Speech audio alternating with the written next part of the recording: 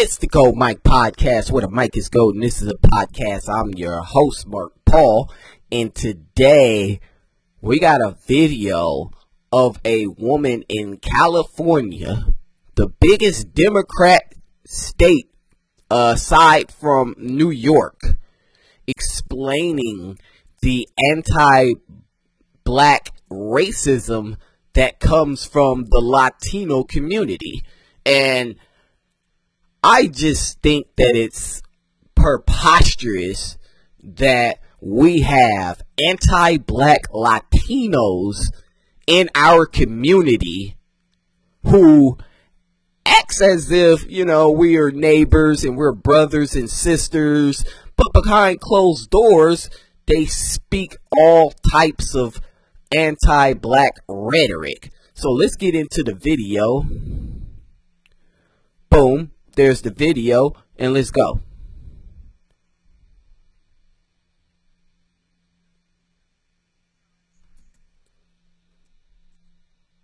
Give me a second. I gotta make sure my audio is right.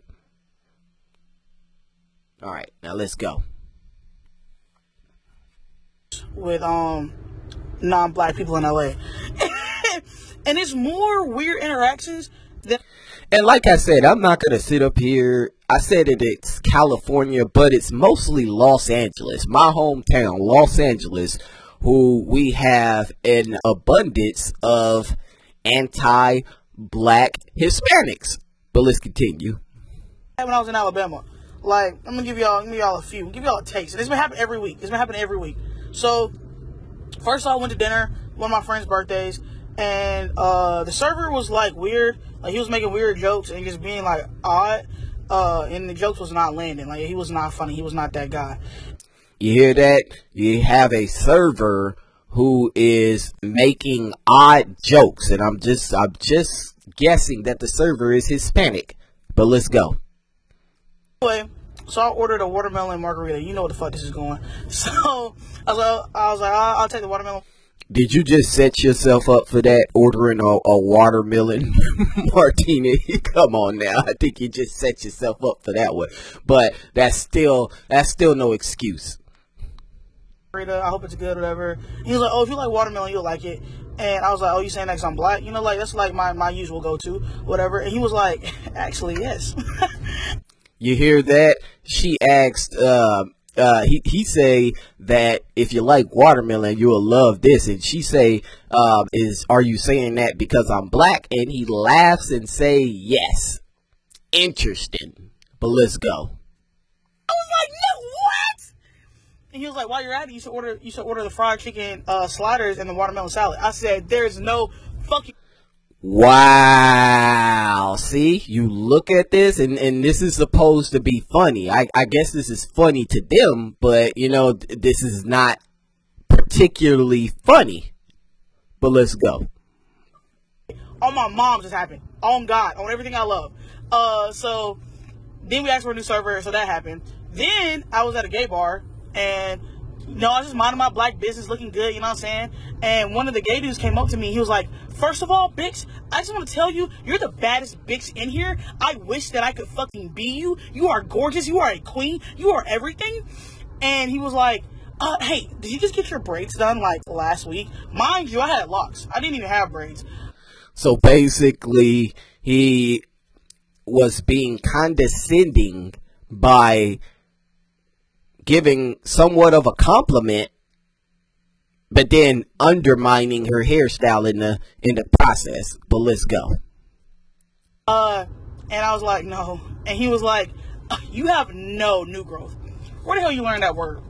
You were trying to find an interaction so you can use that word you just learned, bro. This was a 5-minute conversation, and I was just standing there looking crazy. And then I was at an event. This girl comes up to me because she thought I was the other black woman that worked there, and I'm a guest. And she was like, hey, what do we da-da-da-da? And I was like, what? And she's like, oh, I thought you were that other girl. And I was like, oh, no, sis, you got the wrong black girl. And that's a fact. A lot of people, when you're working in public and you don't have, and there's probably a handful of black people. This used to happen when I worked in a store. that, you know, it wasn't a lot of black people. People would come up to me like, hey, you were helping me. And turns out it was the other black guy that looks nothing like me. Looks nothing like me. But it was the fact that he was black is all they seen. But let's go. And she was like, girly, don't be like that. And mind you, I was wearing all white.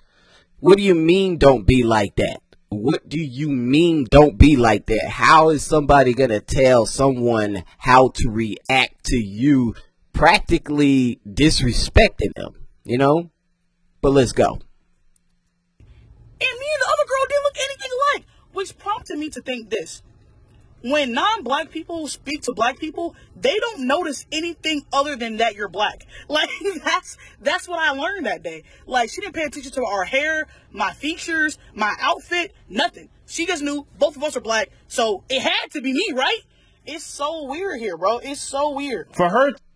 And that is super sad that that is happening to people, because it's just not fair. It's like everybody is an individual, you know, so you want to give that individual the respect that they deserve.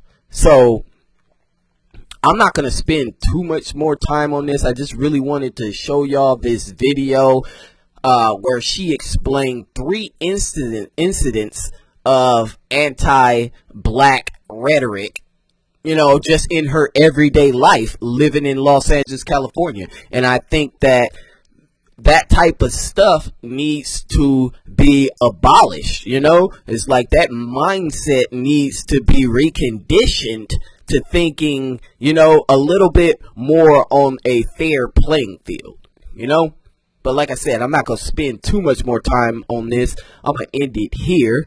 It's the Gold Mike Podcast, where the mic is gold and this is a podcast. I'm your host, Mark Paul, and I'm out.